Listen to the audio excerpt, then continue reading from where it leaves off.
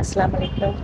இன்றைக்கி நான் லஞ்சுக்குள்ள குழம்பு என்ன குழம்பு வைக்கேன்னு பார்த்தீங்கன்னா, கிட்னி பீன்ஸ் இருக்குல்ல, அதாவது ராஜ்மா, அதுதான் நான் ஒரு மட்டன் மசாலா அரைச்சி அந்த மாதிரி உள்ள கிரேவியில் நான் வைக்கேன். குழம்பு மாதிரி வைக்கிறேன், மட்டன் மசாலா மாதிரி.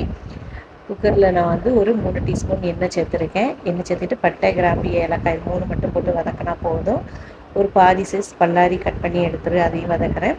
அது கூட 1 டீஸ்பூன் இஞ்சி வெள்ளைப்பூடு பேஸ்ட்டு, அதையும் போட்டு வதக்கிட்டு, மல்லிப்பொடி, வத்தல் பொடி, மஞ்சள் பொடி, இது 3ஐயும் அது கூடயே வதக்கிட்டு, அதுக்கப்புறம் மீதி பாதி பல்லாரியும் ஒரு தக்காளி பழமும் கட் பண்ணி போடுவேன். ஒரு உருளைக்கிழங்கு கட் பண்ணி போடுவேன். ராஜ்மா வந்து நான் நைட்டே ஊற வச்சுருந்தேன் இந்த கிட்னி பீன்ஸை.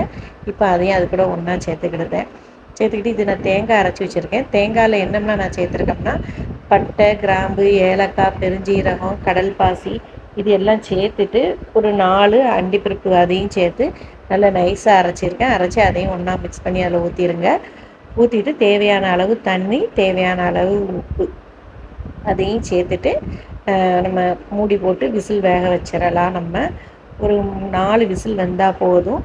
அதுக்குள்ள அது வெந்துடும் நமக்கு எல்லாமே. இதுக்கப்புறம் இது கூட முருங்கைக்காய் போடலாம். முருங்கைக்காய் முதலே நம்ம போட்டோம்னா உடஞ்சிரும் 4 விசிலெல்லாம். அதனால் நான் இது 4 விசில் வச்சு எடுத்ததுக்கப்புறம் லாஸ்ட் இந்த ஒரு விசில் மட்டும் முருங்கைக்காவை போட்டுட்டு ஒரு விசில் வைக்க போகிறேன். காய் வந்து உடையாமலே இருக்கும்.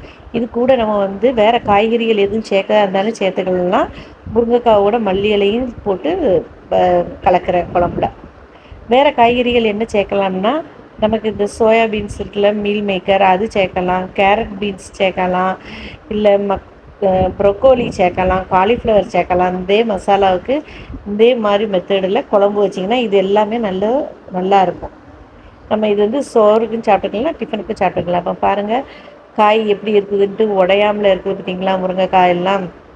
அதான் ஒரு விசில் வச்சு எடுத்துடணுங்கிறது. அப்போ இதையும் எடுத்துகிட்டு இது கூட நம்ம இந்த கிட்னி பீன்ஸுக்கு பதிலாக கொண்டக்கடலையும் போட்டுக்கலாம். காணம் இருந்ததுன்னா கொள்ளு இருக்குல்ல, அதையும் அது கூட ஒன்றா போட்டு செஞ்சுக்கலாம். இதை இந்த மாதிரி மசாலா அரைச்சி குழம்பு, இது மட்டன் இல்லாத ஒரு மட்டன் குழம்பு, இது சைவ மட்டன் குழம்பு மாதிரி இது. அப்போ இதை வச்சுட்டு இதுக்கு நான் என் பையனுக்கு தான் இன்றைக்கி இது பிரேக்ஃபாஸ்ட்டுக்கும் ஆயிரும், லஞ்சுக்கும் ஆயிரும் இந்த குழம்பு வச்சா நமக்கு. ஏன்னா எப்பொழுதுமே இட்லி மாவு வீட்டில் இருக்கும். அப்படிங்கும்போது காலையில் நமக்கு இட்லியை வச்சிட்டோம்னா இந்த குழம்பு இட்லி தோசைக்கும் வச்சு சாப்பிட்டுக்கலாம் நமக்கு. நான் என் பையனுக்கு ஒரு முட்டை வச்சு அதை நான் டிஃபன் பாக்ஸுக்கு வச்சு கொடுத்து விட்டுட்டேன் லஞ்சுக்கு.